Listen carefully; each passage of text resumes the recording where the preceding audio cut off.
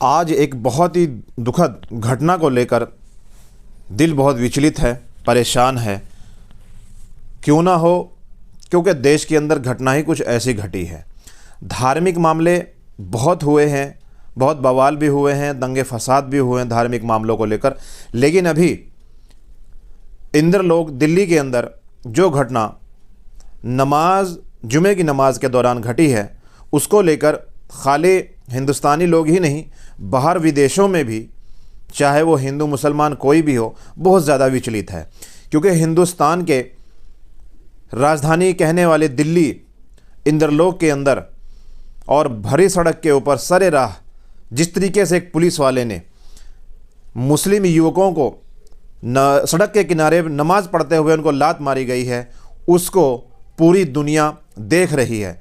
और देखने के बाद भारत की सरकार की तो किरकिरी हो ही रही है, यहाँ तक कि धार्मिक जो घृणा वाले लोग हैं उनकी भी सबसे ज़्यादा किरकिरी, और उनके ऊपर जो है हर तरह के लोग बात कर रहे हैं कि हमारा देश भारत आज ये कहाँ से कहाँ तक पहुँच गया है। ये नफ़रत आखिरकार कहाँ जाकर रुकेगी, ये समझने वाली बात है। ये जो है आज के दौर में, अगर हम बात करें आज के दौर में, हर एक पढ़े लिखे इंसान को, हर धार्मिक आदमी को जो धर्म का पैरोकार है या फिर धर्म को मानने वाला है, किसी भी धर्म का हो, उसको आज ये बैठकर सोचना होगा कि हमारी आने वाली नस्लें, उनके अंदर अगर इसी तरीके से नफ़रत के बीज बोए जाएंगे तो फिर हमारी आने वाली नस्लों को जवाब कौन देगा। यहाँ तक कि अगर हम बात करें इंद्रलोक की, तो ये नफ़रत आखिर आई कहाँ से। पिछले दिनों यूपी के अंदर एक पुलिस वाले ने 2 मुस्लिम युवकों को ट्रेन के अंदर गोली मार दी थी। सिर्फ ये थी कि तुम लोग देश से नफ़रत करते हो, जबकि ऐसा कुछ नहीं था। उस पुलिस वाले को गोली मारने का अधिकार दिया किसने? इतने बड़े बड़े अपराधी, इतने बड़े बड़े डकैत, इतने बड़े बड़े चोर और इतने बड़े बड़े मर्डरर, हत्यारे लोगों का खून करके निकल जाते हैं, वहाँ पर तो इन पुलिस वालों की बंदूक की नाली से एक गोली तक नहीं निकलती। लेकिन निहत्ते मासूम अगर कोई दूसरे धर्म का हो तो वहाँ पर ये लोग गोली चलाने के लिए मजबूर हो जाते हैं, और बाद में आरोप लगा दिया जाता है कि ये मानसिक तौर से परेशान था, मानसिक तौर से ये ठीक नहीं था, इसलिए इसने ऐसा कदम उठाया। तो मैं पूछना चाहता हूँ, आज सरकार से भी हमारा सवाल है कि आखिरकार ये इतनी नफ़रत के बीज आज हर इंसान के दिलों के अंदर, दिमागों के अंदर किसने डाले हैं कि इस तरह की सी कैंपेन अगर हमारे भारत के प्रधानमंत्री नरेंद्र मोदी जी की तरफ से चलाई जाए कि पूरे भारत के अंदर अगर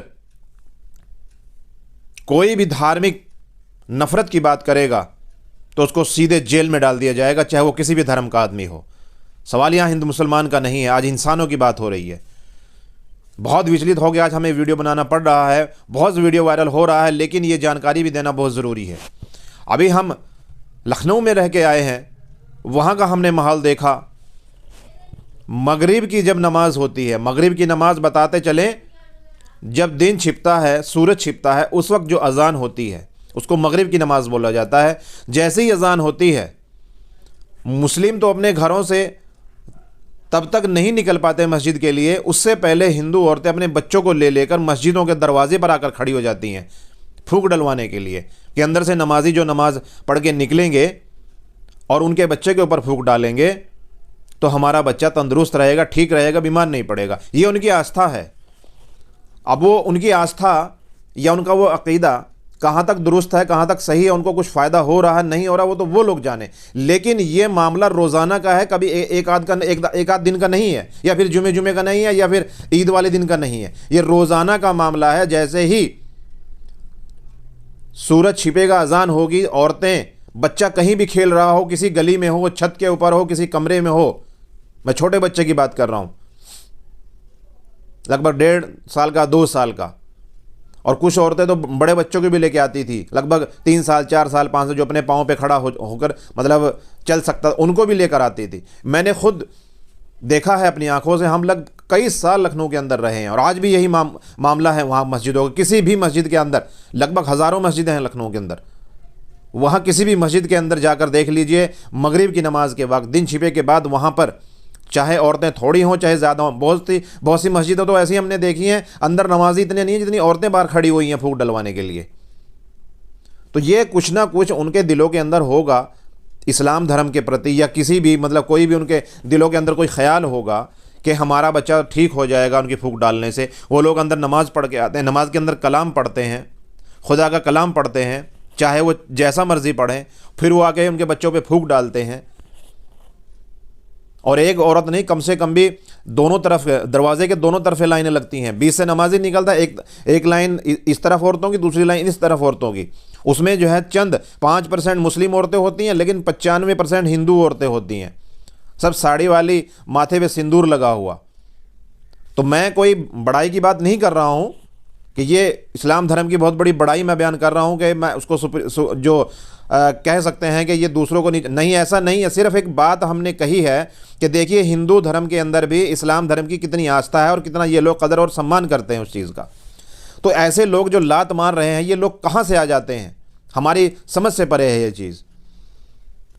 अगर धार्मिक यात्राएं रोडों के ऊपर से निकलती हैं, सड़कों के ऊपर से निकलती हैं, बाज़ारों के बीच से निकलती हैं, रोड जाम कर दिए जाते हैं पुलिस के द्वारा, तो अगर यहाँ पर लगभग चंद मिनटों के लिए कुछ युवक मस्जिद के बाहर आकर सड़क के किनारे नमाज पढ़ लेते हैं तो क्या बुराई है। अगर उनके ऊपर कार्रवाई करनी ही थी तो पुलिस वाले, जो 6-7 वहाँ पुलिस वाले देखे जा रहे हैं वीडियो के अंदर, तो नमाज से जब वो फारिग हो जाते उसके बाद कार्रवाई करते उनके ऊपर कि आप लोगों ने जो है ना रोड बाधित किया है या कानून व्यवस्था जो है ना ख़राब की है, इसलिए आपके ऊपर कार्रवाई है, आप लोग करते।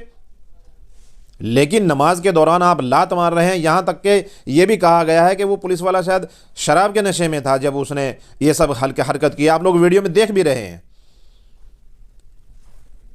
तो मैं सरकार से कहना चाहूँगा, हमारे गृह मंत्री अमित शाह जी से भी कहना चाहूँगा, हमारे प्रधानमंत्री नरेंद्र मोदी जी से भी कहना चाहूँगा, आज विदेशों के अंदर हमारे भारत देश की इतनी चर्चाएँ हैं, यहाँ तक कि अबू धाबी के अंदर इतना बड़ा जो है मंदिर की वहाँ स्थापना हुई है, तो वो लोग इस चीज़ का क्या असर लेंगे कि यहाँ मंदिर बन रहे हैं भारत के अंदर, तो इन नमाजियों को, हमारे नमाजियों को पीटा जा रहा है, लातें मारी जा रही हैं।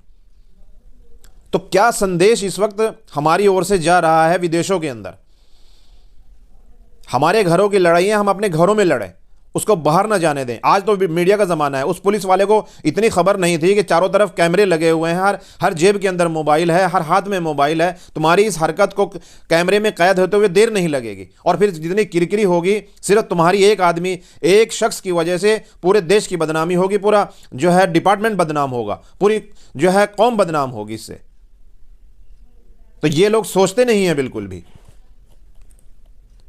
मैं अपने सभी मुस्लिम और हिंदू भाइयों से कहना चाहता हूं कि हमारे दिलों में तो आज भी उतनी ही प्यार है एक दूसरे के प्रति। शादियों में, ब्याह में, मरने में, जीने में सब बराबर शरीक होते हैं और हो भी रहे हैं और होते रहेंगे जब तक ये दुनिया का अंत नहीं होगा।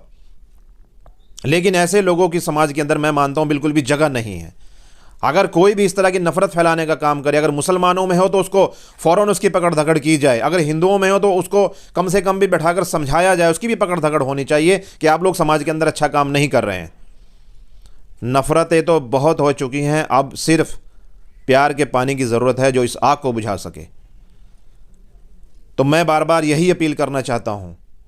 अब उस मनोज कुमार तोमर, जिनका नाम था sub inspector Indralok, police incharge जो थे, थाना इंचार्ज जो थे, उनको जो है सस्पेंड तो कर दिया गया है उसकी इसी हरकत की वजह से। अब वो किस तरीके से देखिए लात मार रहा है, हमें बार बार देखते हुए बड़ा अफसोस हो रहा है। वो युवा जिसको लात मारी गई कैसे अपने चेहरे पे हाथ फेर रहा है। उसके बाद जो लोग नमाज पढ़ रहे थे उनके आगे से ये पुलिस वाला निकल के जूतों के साथ उनकी चादरों को रौंदते हुए उनको धक्के दे रहा है। तो ये बहुत अफसोसजनक बात है। ऐसे पुलिस वालों पे तो सख्त से सख्त कार्रवाई होनी चाहिए ताकि दूसरे लोगों के लिए भी, दूसरे अधिकारियों के लिए भी यह चीज़ सबक बने और आगे से कोई इस तरह का कोई मामला ना हो। हमारे घरों के आगे से पता नहीं कितनी यात्राएं निकलती हैं, सुबह सुबह 5 बजे भी निकलती हैं, दोपहर में भी निकलती हैं, शाम में भी निकलती हैं। हमारे सबके बच्चे, मुस्लिम बच्चे उन यात्राओं को देखते हैं, जा जाकर सड़कों के किनारे खड़े होकर, उनको अच्छा लगता है। तो अगर हम भी इस तरह करें कि हम यात्रा को नहीं निकलने देंगे, तो बताइए क्या संदेश जाएगा, और तो मार काट फसाद नहीं होगा तो क्या होगा। तो इस तरीके से, बल्कि अभी पिछले दिन एक वीडियो वायरल हुआ, एक जो सिख थे उन्होंने नमाज पढ़ते हुए एक शख्स के ऊपर बारिश आनी शुरू हो गई थी, अपनी छतरी लेकर भागे वो अपनी कार से, तो वो वीडियो कितना वायरल हुआ। लोगों ने, हिंदुओं ने भी, मुसलमानों ने बहुत ज़्यादा शेयर किया, बहुत ज़्यादा लाइक, पूरी दुनिया के अंदर वो वीडियो देखा गया। और अब ये मामला देख लीजिए, इसको भी पूरी दुनिया देख रही है। तो बताइए हमारी किरकिरी हो रही है कि नहीं, हम खुद इस चीज़ के जिम्मेदार हैं कि नहीं है। नफरत अंदर है और बात करते हैं कानून की। आप इस तरीके से लात मारिए ना जाकर किसी चोर उचक्के को जो सारा दिन जेबें काट रहे हैं लोगों के, दिल्ली के सड़कों के ऊपर जो लूट रहे हैं लोगों को, उनको लात मारिए, घूसे मारिए और जेलों के अंदर डालिए। वो काम तो आप लोगों से होते नहीं है। जो क्राइम है उसको तो आपसे रोका नहीं जा रहा है। जुए खेले जा रहे हैं, सट्टे लग रहे हैं सरेआम, वहां तो वहां जाने के लिए तो आप लोगों को सांप सूंघ जाता है। मैं हर जगह की बात कर रहा हूं, यहां की भी, चाहे दिल्ली में हो, चाहे मुंबई में हो, चाहे यमुनानगर में, सहारनपुर में, मेरठ में, चंडीगढ़, कहीं भी हो। मैं इन पुलिस वालों से कहना चाहता हूं कि जहां पर क्राइम हो रहा है वहां आप लोगों को सांप सूंघ जाते हैं, वहां बिल्कुल नहीं जाते हैं। और जाते भी हैं तो जब घटना घट जाती है उसके बाद पहुंचते हैं और कागजी कार्रवाई करके उसके बाद मामला खत्म। और ऐसी जगहों पर तुरंत पहुंच जाते हैं जहां पर धार्मिक घृणा आपके अंदर घर कर चुकी हो, वहां सबसे पहले पहुंचेंगे। ये अब आपने जीता जागता ये मामला देख भी लिया है। गृह मंत्री जी से बार बार अपील करना चाहेंगे, प्रधानमंत्री जी से भी बार बार अपील करना चाहेंगे, इस तरह के अधिकारी जो नफरती माहौल पैदा कर रहे हैं उनको तुरंत प्रभाव से सस्पेंड करके उस माहौल को शांत किया जाए।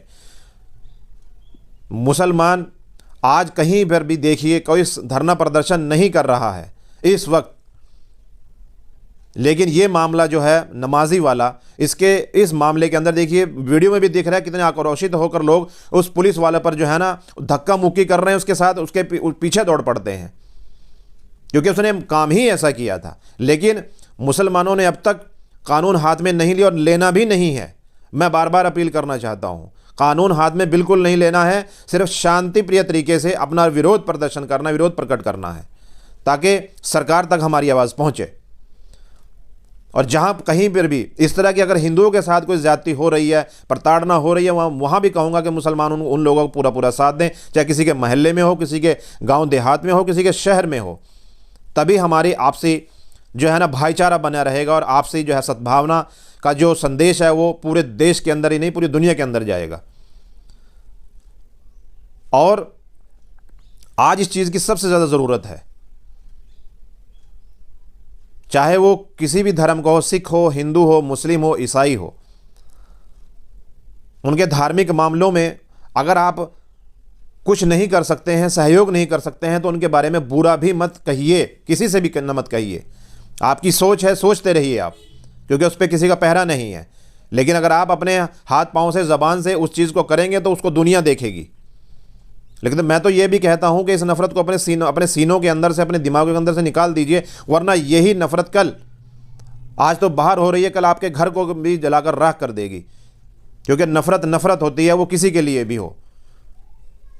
तो मैं बार बार अपील करना चाहता हूं, शांति का माहौल बनाकर रखे हर आदमी, कोई भी कानून हाथ में लेने की कोशिश ना करे। अपना रोष प्रदर्शन या फिर कुछ भी गुस्सा शांतिमय तरीके से जो है ना प्रकट करें, अपना ज्ञापन दें, चाहे कुछ भी करें, लेकिन वो शांतिमय तरीके से होना चाहिए, जो संविधान ने जिस चीज़ की हम तमाम नागरिकों को जिसका अधिकार दिया है।